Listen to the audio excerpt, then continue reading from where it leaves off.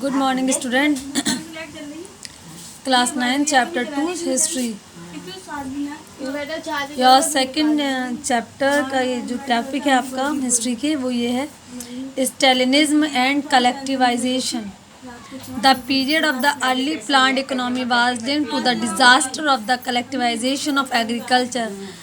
जब हम planned economy के अर्ली पीरियड को देखते हैं तो हमें देखते हैं कि ये जो पीरियड था वो एग्रीकल्चर कलेक्टिवाइजेशन से जुड़ा हुआ पीरियड था।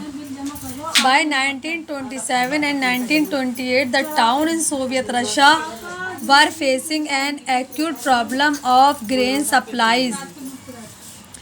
इन 1927 and 28 town in Soviet Russia में बहुत सारे ऐसे टाउन थे जहाँ जो were facing an acute problem of grain supply, जहाँ पर खाने पीने की चीज़ों अनाज की सप्लाई की बहुत शॉर्टेज थी। जो अनाज सप्लाई से लेकर बहुत सारे प्रॉब्लम्स को फेस कर रहे थे क्योंकि एग्रीकल्चर में क्या हो गया था, कलेक्टिवाइजेशन ऑफ एग्रीकल्चर हो गया था। The government fix prices at which grain must be sold. Government ने जो भी ग्रेन थे उसकी कीमतों को फिक्स्ड कर दिया था जिन पर, और इन्हीं फिक्स्ड कीमतों पर उन्हें बेचा जा रहा था। But the peasant refuse to sell their grain to government buyer at this price. लेकिन जो पीजेंट थे उन्होंने मना कर दिया अपने अनाज को गवर्नमेंट बायर्स को बेचने के लिए। यानी कि गवर्नमेंट ने जो भी अनाज की कीमत तय की थी वो गवर्नमेंट ने अपने अकॉर्डिंग तय की थी, जिससे पीजेंट्स को कोई फ़ायदा नहीं हो रहा था। तो पीजेंट्स ने गवर्नमेंट बायर्स को, जो गवर्नमेंट के लोग होते थे ख़रीदारी करने आते थे ग्रेन्स की, उनको अपनी फसलों को बेचने से पीजेंट ने मना कर दिया।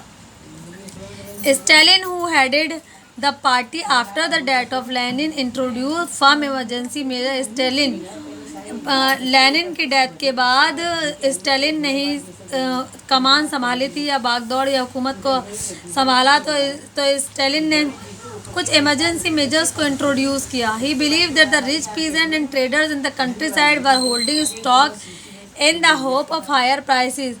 स्टालिन का ये मानना था कि जो रिच पीजेंट और ट्रेडर्स हैं मुल्क में, उनको क्या किया जाए, जो होल्डिंग स्टॉक है वो उनको दे दिया जाए in hope of higher prices, और उससे उसकी ज़्यादा कीमत वसूल की जाए। Speculation had to be stopped and supplies confiscated.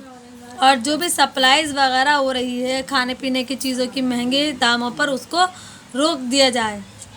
यानी कि हायर प्राइस पे किसको देना है, जो रिच पीजेंट्स हैं। In 1928 party member toured the grain producing area. 1928 में जो भी पार्टी मेंबर्स थे उन्होंने क्या किया, जो भी उन सारी जगहों पर गए जहाँ से वो अनाज को प्रोड्यूस करते थे। Tour the grain producing area supervising enforce grain collection and raiding kulaks. तो उन सारी जगहों का उन्होंने दौरा किया जो जगह जहाँ से ग्रेन प्रोड्यूस होता था, और enforce supervising and enforce grain collection, grain के कलेक्शन को उन्होंने एनफोर्स किया। And raiding kulaks the name for well to do peasant.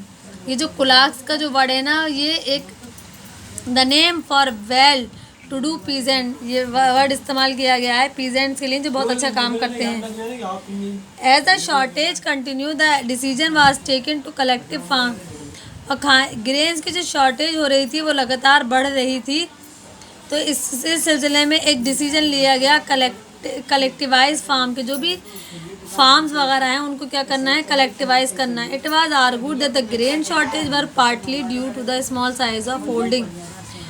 It was argue, ये उनका मानना ये था, वो उस बात पर आग्री कर गए कि जो ग्रेन की कमी हो रही है, अनाज की कमी हो रही है, were partly due to the small size of holding.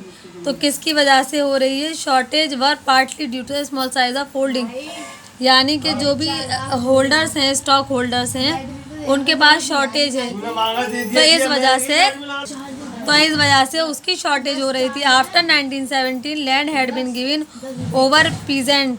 1917 के बाद जो मैंने आपको पहले ही बताया था कि जो लैंड था वो पीजेंट्स को दे दिया गया।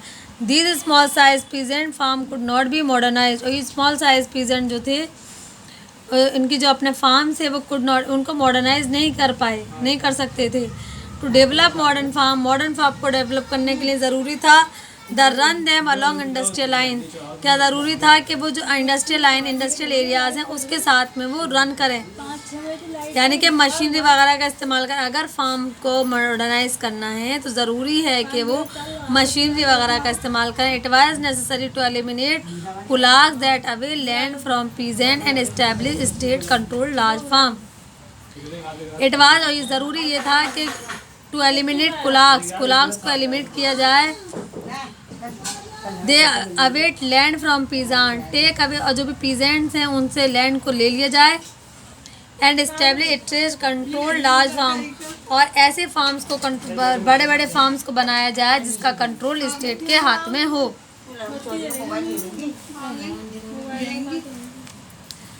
What followed was Stalin collectivization program from 1929. The party forced all peasants to collective in collection farm. What followed? Stalin ने क्या फॉलो किया? कलेक्टिवाइजेशन प्रोग्राम को फॉलो किया स्टालिन ने। 1929 से पार्टी, जो भी स्टालिन की पार्टी थी, उसने पीजेंट्स के उसने तमाम पीजेंट्स को फोर्स किया, क्या फोर्स किया कि वो कलेक्टिव फार्म्स में कल्टीवेट करें, यानी कि जो भी उनकी खेतीबाड़ी करनी है वो फार्म हाउस में खेतीबाड़ी करें। The bulk of land and implement were transfer to the ownership of the collective farm. The bulk of land, और जो भी लैंड था, and implements were transfer to the ownership of collective farm, तो उसको क्या किया, ट्रांसफ़र कर दिया गया। कहाँ ट्रांसफ़र कर दिया गया? कलेक्टिव फार्म की ओनरशिप की तरफ। Peasant worked on the land, peasant जो थे लैंड में काम करते थे। And the kolkhoz profit was share, और जो भी उनको प्रॉफिट होता था वो उसको शेयर करते थे।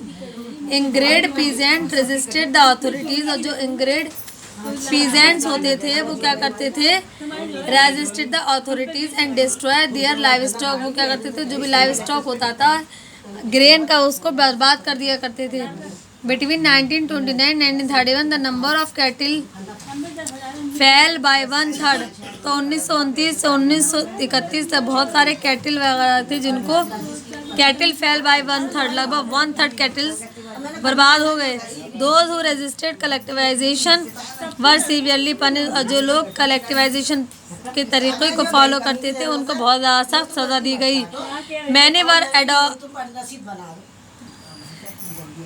वर डिपोर्टेड एंड एक्साइल्ड, और इतनी ज़्यादा सख्त पनिशमेंट इन्हें दी जाती थी कि उनको यहाँ तक कि मौत भी सज़ा दे दे, फांसी, कैद, जेल में कैद कर दिया जाता था। As a resisted collectivisation peasant argued that they were not rich and they were not against socialism. जो रेजिस्टेड कलेक्टिवाइजेशन पीजेंट थे उन्होंने कहा दे वर नॉट रिच, कि वो बहुत ज़्यादा ना रिच हैं, या दे वर नॉट अगेंस्ट, और ना ही वो सोशलिज्म के अगेंस्ट में, बल्कि वो सोशलिज्म की फेवर में है। They merely did not want to work in collective farm, लेकिन वो कलेक्टिव फार्म में काम करना नहीं चाहते अलग अलग सीजन्स में।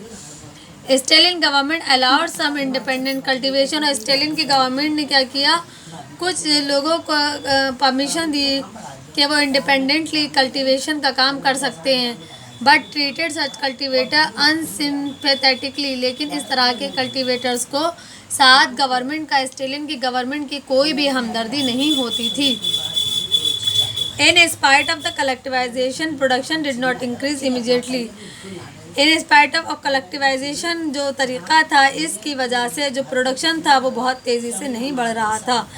In fact the bad harvest of 1930 1933, और इसके अलावा जो बुरा मौसम था, बैड हार्वेस्ट था, जो अब जो क्लाइमेटिकल कंडीशन ख़राब होने की वजह से 1930 से 1933 तक led to the one of most devastating famines in Soviet history. तो इसकी वजह से क्या हुआ, बैड हार्वेस्ट की वजह से लगभग 1930 से 1933 तक का जो वक्त था, यानी कि 3 सालों का वक्त सोवियत हिस्ट्री का सबसे ज़्यादा बुरा वक्त था, क्योंकि यहाँ पर क्या हो गया था, कहत आ गया था, सूखा, बिल्कुल कहत आ गया था, यानी कि लोगों को खाने पीने की चीज़ें बिल्कुल भी मैसर नहीं थी। सोवियत हिस्ट्री का सबसे ज़्यादा बुरा वक्त इसको माना जाता है। वैन ओवर, इतना बुरा वक्त था ये कि लोग खाने पीने की कमी की वजह से लगभग 4 मिलियन लोग मारे गए। तो इसलिए इस वक्त को क्या कहते हैं, सोवियत हिस्ट्री का सबसे ख़राब वक्त ये वक्त कहलाता है। 1930 से 1933 तक का, यानी कि 3 साल का वक्त सोवियत हिस्ट्री का सबसे बुरा वक्त था, क्योंकि लगभग 4 मिलियन लोग थे जो मारे गए। आपका नेक्स्ट टॉपिक बेटा हम नेक्स्ट वीडियो में डिस्कस करेंगे। Thank you very much.